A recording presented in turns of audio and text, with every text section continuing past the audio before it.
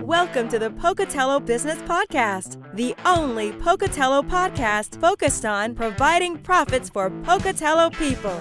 If you love our town and love small business, you are in the right place. We interview local legends, learn business, and have way too much fun doing it. You're listening to the Pocatello Business Podcast with your friend, host, all-around great guy, and owner of New Clean Commercial Cleaning, Spencer Ward. Okay, welcome business people, professionals of Pocatello. We are here with another episode of the Pocatello Business Podcast, and we are here with Jeni Giles, owner of Friends Hair and Nail Salon. Jeni, say hi. Hello, everyone. Awesome. Jeni, she has a long rap sheet, but number one, it's a good rap sheet, not the bad type of rap sheets, but number one, she keep that off the public pages. She of course is she went to school for cosmetology, and then she went on to the School of Hairstyling, where she spent 25 years there, being anywhere from the member, also an instructor, and the president of that organization. After 2016, I believe, she left there and started Friends Hair and Nail Salon, located at 690 Yellowstone, Suite E.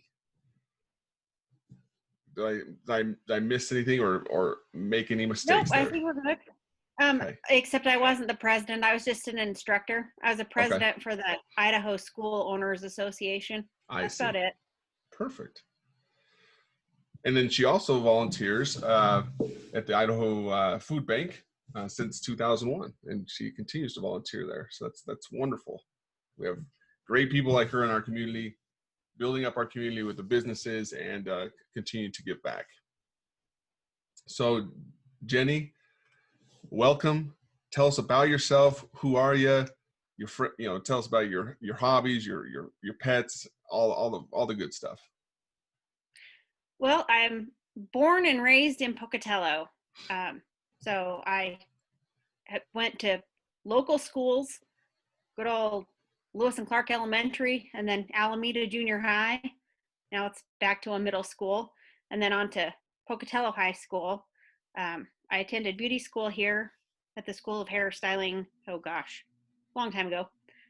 Married to John. He's an Idaho native. He was born in Twin Falls, but he's lived in Pocatello most of his life. So we're pretty much Pocatello born and bred. We have a cat and a dog. Pretty standard family. Nothing too exciting.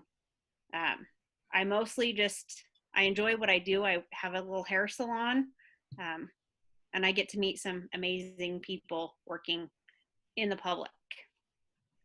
Well, very good.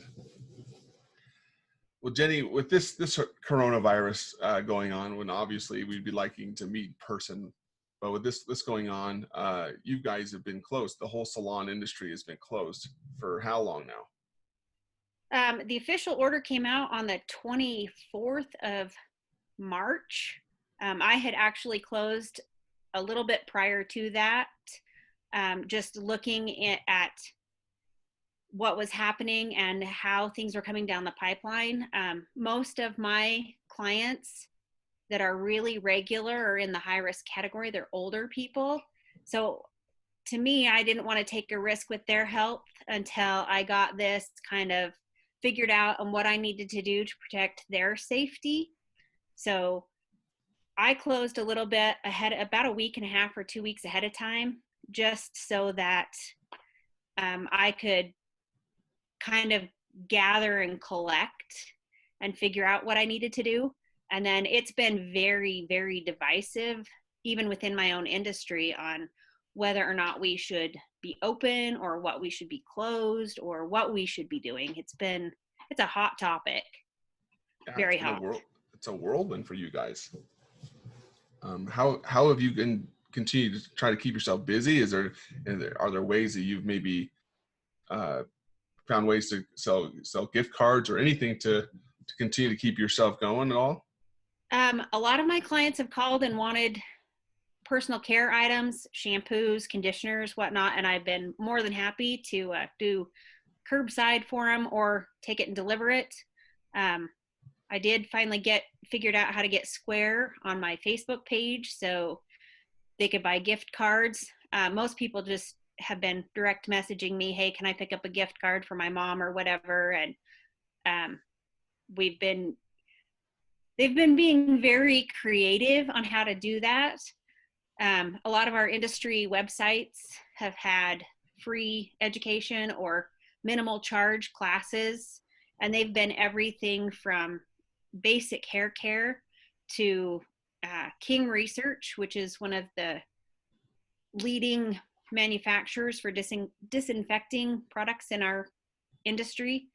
So they've had multiple classes and certifications on how to properly disinfect and what to do, how to handle it. So I've tried to keep my knowledge base sharp, as well as doing some other outside things to try and keep busy. Well, you're doing as much as you can, and there's so much. I've learned more about PPE. I never knew that I would need, that I'm going to have to use to go back to work. Yeah. I've learned more about air circulation and ventilation. And I mean, it's stuff that we knew and considered anyway, because we do work with some hazardous chemicals. So most of us are pretty aware of our airflow and ventilation, but how we have to monitor and track it and the things that they're expecting for us to do to prevent. I agree. And like you and I have talked about off air, my other company, New Clean Commercial Cleaning, we're going to come in there and we're going to take care of you for free. We're going to sterilize your whole facility before you open up for business. I'm looking forward to that. So we want to do anything we can with that other company, New Clean, to get people working and help their customers feel like they're safe. And that's the big thing. It's just getting Pocatello back to work. That's the purpose of this podcast, as well as growing businesses as well. So, well, let's move a little bit past the Corona impact right now, and move a little bit more into some of these questions about business. Perfect. What are some of the common myths about your industry or business? Well, that we don't have a whole lot of education.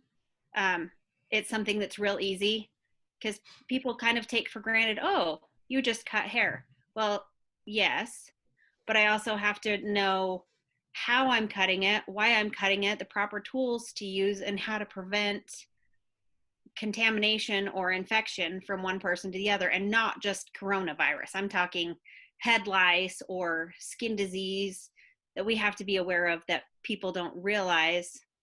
You know, there's a reason we comb your hair before we cut it. It's to make sure you don't have anything, and we can discreetly tell you, hey, you need to check that or go visit a doctor to get figured out what's going on.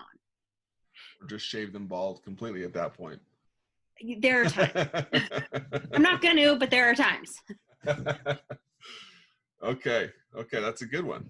Good one. So, Jenny, you left the School of Hair Design, and you decided, you know what, it's time for me to start my company on my own. Talk me through that. How did you get started? Maybe what are some of the roadblocks along the way that you hit? Well, I started out in the salon first and worked for a while, and then went to teaching, mostly because it would be easier to schedule around a family. So I had set hours, and I didn't have people that wanted in on their schedule. So it was easier to get started with a family. But then as my kids got a little bit older and started having sports, hairdressers work on Saturdays. There's just no way around it. And I had to be teaching school on Saturday and missing out on sporting events and family stuff that I really felt like I needed to be there for my kids. All two of them. I mean, it's not like I have a ton, but I wanted to be at their sports events and doing family oriented things. So I made the move, and it was it was a big decision, you know, leaving something that was a very secure, guaranteed paycheck to, well, I'm going to go swing this one on my own. It's going to be up to me if I make money, if I'm going to be in the salon, if I'm going to be able to build a clientele, if I'm going to have a base to even have a paycheck and pay my bills. So it was a big leap of faith. And it's been a fun one. Yeah. I can appreciate that, because it is a big leap of faith. You have something that's so secure to saying, okay, now I'm rolling those dice. I know I have faith in my skills and my ability. I'm rolling the dice to start something else to create a better future for me and my family. I love that. It's definitely freed up the weekends to go four-wheeling or camping or rafting, the things I enjoy doing and Sure. kind of missed out on a little bit because I had to work. Yeah. Now my clients know, hey, Saturday, I do one Saturday a month, and they pack in on that Saturday, but the rest of the Saturdays, they're really respectful of not texting or calling. So, because they know I'm probably going to be on the river or on a mountain or somewhere at a cell service. Of course, we live in Pocatello, one of the most beautiful places in the country. You got to be enjoying that time. Can't work all the time, huh? No. Perfect. Well, what are some of the things you're curious about right now? Sadly, I'm curious as to how this whole Corona thing's going to play Sure. out. There you go. Before Corona, I had a pretty clear idea of what was going on and what I was doing and what my game plan was and where I wanted to be in 10 years. And then Corona happened, and now I'm like, okay, how am I going to accommodate changes that are being recommended?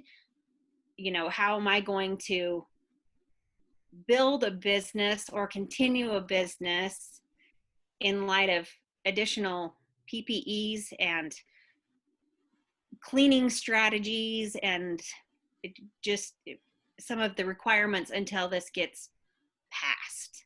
Sure. So right now, it's just like there isn't really a way to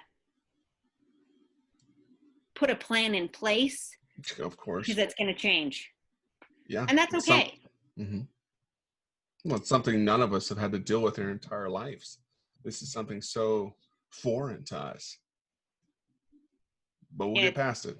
Yes, it's definitely just working through it. It's a little weird. Sure. What could we do as a community to help those, especially in the salon industry? Is there anything more we can help with as you guys continue to get back to work, or as you're trying to continue to survive until you get back to work, besides just making appointments for future dates? Is there anything we could do as a community for you guys in your industry? The biggest thing is buy retail products.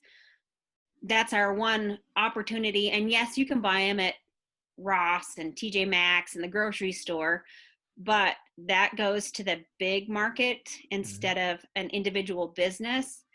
So if you can buy your shampoo from us, it might be slightly more than a big box store, but it's also a little bit higher quality product.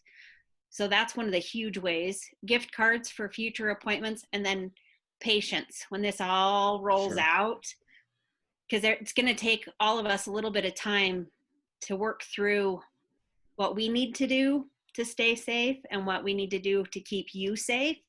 So patience in appointment times and scheduling.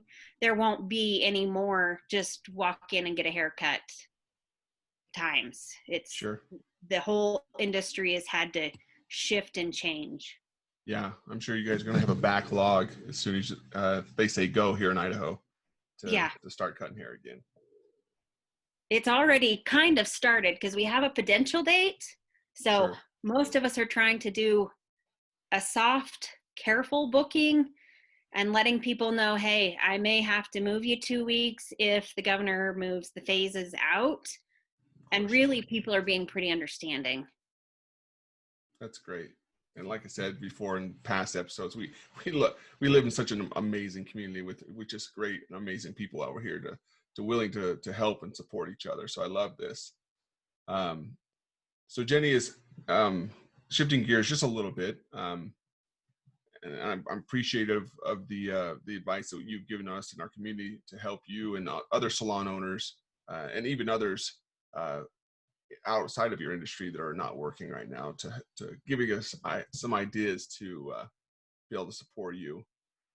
But switching gears just a little bit more, someone who is getting into starting their own business, from what you went through, years ago to starting your business, are there any things that you would tell them maybe to watch out for, and maybe some things even to celebrate as they're starting their own business?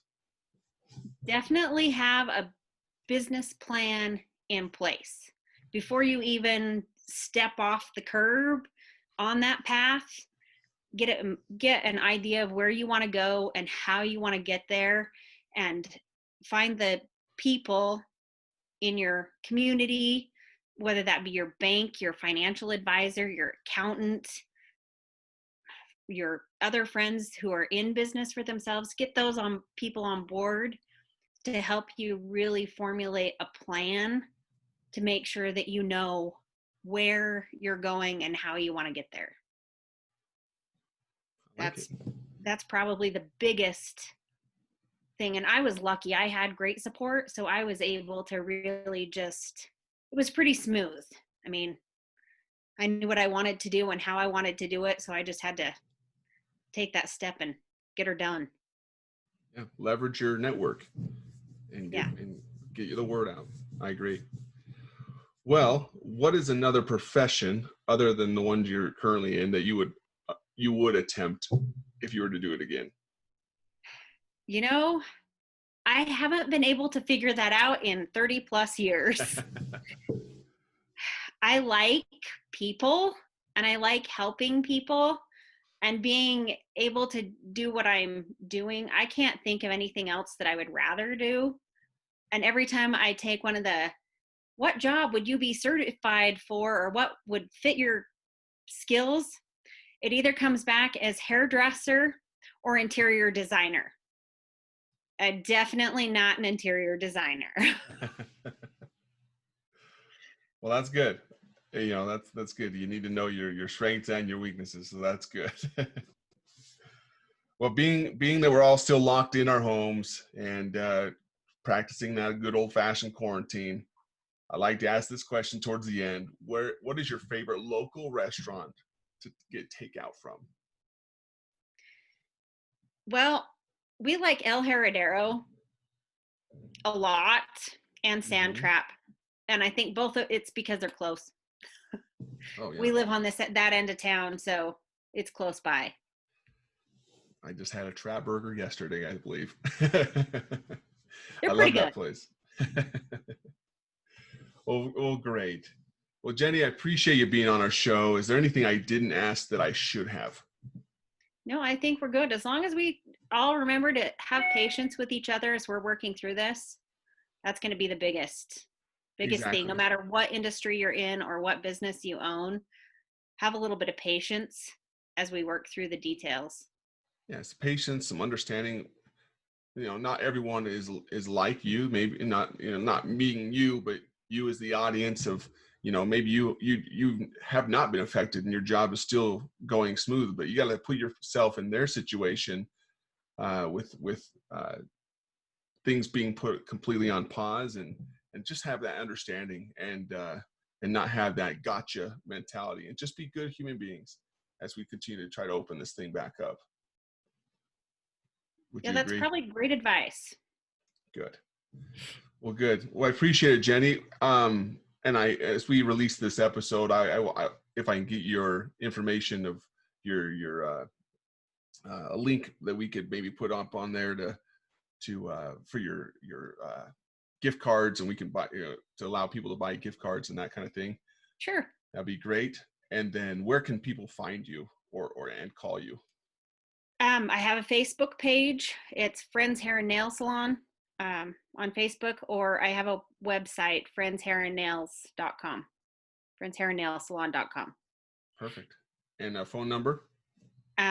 It's 208-241-7423. Perfect. Well, I appreciate you being on the show, Jenny, and we wish you all the best of luck. And I'm going to go and buy a gift card right now. So, All right. Thanks. appreciate you, and we'll have you on the show again here soon. All right.